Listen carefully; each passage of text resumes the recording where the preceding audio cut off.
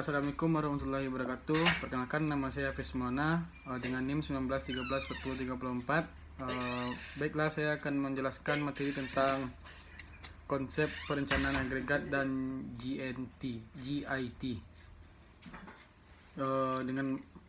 dengan mata kuliah yaitu manajemen operasi 2. Baiklah, yang pertama adalah pengertian dari perencanaan agregat, yaitu sebuah planning atau suatu pendekatan yang biasanya dilakukan oleh para manajer operasi untuk menentukan kualitas dan waktu untuk diperlukan untuk memproduksi barang-barang pada periode tertentu di masa yang mendatang sesuai dengan keperluan atau yang akan diramalkan. Yang kedua adalah hal yang diperlukan dalam perencanaan agregat. Yang pertama adalah keseluruhan unit yang logis. Dan yang kedua adalah prediksi sebuah permintaan. Yang ketiga adalah metode untuk menentukan biaya. Yang keempat dan yang terakhir adalah model yang mengkombinasikan prediksi dan biaya. Selanjutnya adalah fungsi perencanaan agregat. Yang pertama adalah menjamin perencanaan penjualan dan rencana produksi.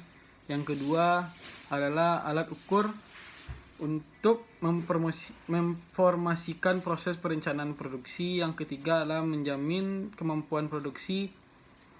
Dan yang selanjutnya memonitorkan hasil produksi. Yang selanjutnya mengatur persediaan produk. Dan yang terakhir adalah mengarahkan dan penyusutan pelaksanaan jadwal induk dari produksi tersebut. Yang selanjutnya adalah metode perencanaan agregat. Yang pertama adalah metode perencanaan agregat terbagi dua, yaitu metode kuantitatif dan kualitatif. Yang pertama akan kita bahas adalah metode kualitatif. Yang kualitatif terbagi dua, yaitu intuitive method dan yang kedua adalah inventory method. Untuk yang metode kualitatif adalah yang pertama adalah Karting Algebraical Method, yang kedua adalah Linear Programming, yang selanjutnya Linear Design Rule, yang keempat adalah transportasi, dan yang terakhir adalah Manajemen Curve Model. Baiklah, yang selanjutnya adalah strategi perencanaan agregat. Terbagi atas tiga, yaitu case strategi, level strategi, dan mix strategi. Yang pertama kita bahas tentang case strategi. Case strategi adalah merupakan suatu kapasitas produksi dapat diferensikan pada strategi ini dan menggunakan jam kerja lembur atau overtime, jam kerja reguler atau regular time, dan yang terakhir adalah subkontak. Selanjutnya kita membahas tentang level strategi. Level strategi ini menggunakan persediaan dari adanya variasi dalam permintaan. Dan yang terakhir mix strategi. Mix strategi merupakan kombinasi dari case dan strategi level dan kombinasi dari level strategi. Selanjutnya dalam agregat ini kita akan membahas tentang biaya-biaya yang terlibat dalam perencanaan agregat. Yang pertama adalah hiring cost. Hiring cost itu tersebut adalah ongkos penambahan tenaga kerja. Dan yang kedua adalah firing cost. Firing cost adalah ongkos pemberhentian tenaga kerja. Dan selanjutnya overtime cost dan undertime cost, yaitu overtime cost adalah ongkos lemburnya, dan bagi undertime costnya adalah ongkos yang menganggur. Dan yang terakhir adalah inventory cost dan back order cost, yaitu ongkos persediaan dan ongkos kehabisan yang tersedia. Saya akan masukkan pada materi selanjutnya, yaitu JIT atau Just in Time. Bisa kita sebut dengan sistem produksi tepat waktu.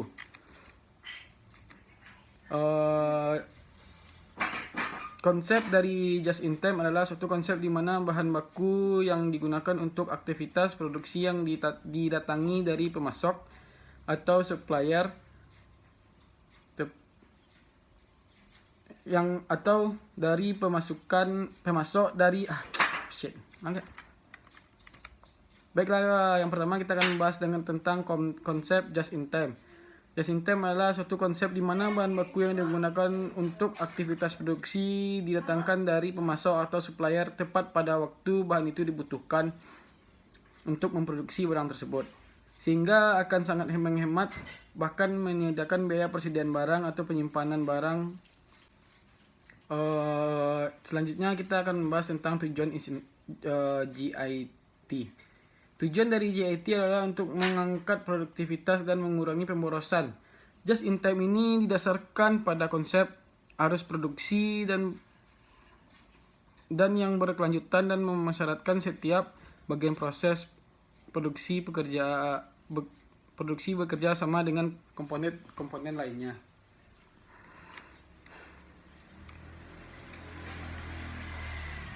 Selanjutnya adalah elemen-elemen just in time. Just in time yaitu yang pertama pengurangan waktu setup, yang kedua adalah aliran produksi lancar atau layout, yang ketiga produksi tanpa kerusakan mesin, yang ketiga produksi tanpa cacat, yang keempat pemeranan operator, yang kelima hubungan harmonis dengan pemasok, dan yang keenam penjadwalan produksi stabil dan terkendali, dan yang terakhir adalah sistem Kanban. Selanjutnya kita akan membahas tentang sistem dan metode yang harus diterapkan dalam just in time.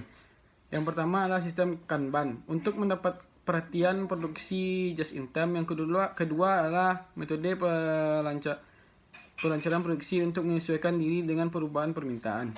Yang ketiga adalah penyingkatan waktu dan penyiapan untuk mengurangi waktu pesanan produksi. Dan yang keempat adalah tata letak proses dan pekerja fungsi ganda untuk konsep tenaga kerja yang fleksibel. Yang kelima adalah aktivitas perbaikan lewat kelompok kecil dan sistem saran untuk meningkatkan moral tenaga kerja. Yang keenam, manajemen fungsional untuk mempromosikan dan pengendalian mutu ke seluruh bagian perusahaan. Mungkin hanya itu saja yang bisa saya sampaikan. Terlebih dan terkurang mohon dimaafkan. Saya akhiri dengan Assalamualaikum warahmatullahi wabarakatuh.